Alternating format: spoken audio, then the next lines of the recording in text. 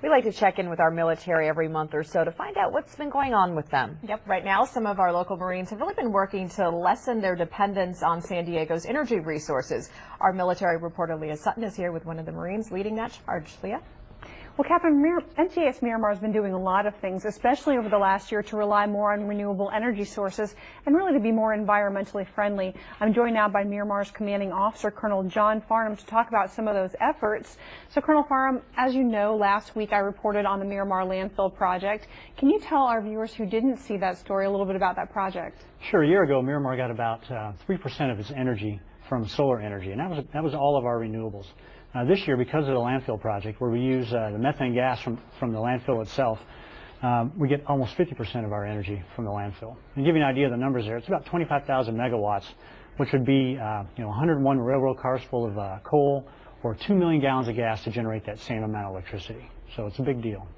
Well, I know that that's just one part of the bigger picture as far as what you're doing on base to conserve energy. Can you talk a little bit about some of the other efforts that you're making? Sure. Initially, we went and looked for hardware solutions, buying the right light bulbs, getting new sources of energy, kind of gear that you could buy to help us with energy conservation.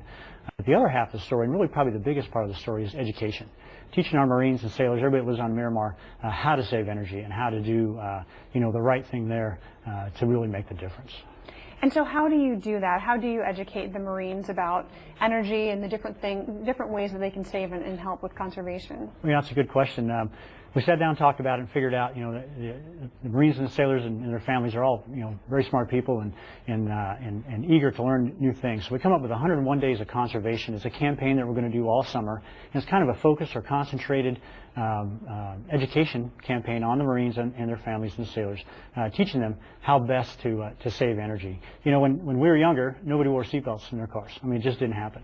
And it was a behavior. It was something that needed to be learned. Our culture needed to change a little bit. Now people can't conceive of getting in a car without a seatbelt. And it's the same way with energy. We just need to change the way that we are with it, and that will make the difference.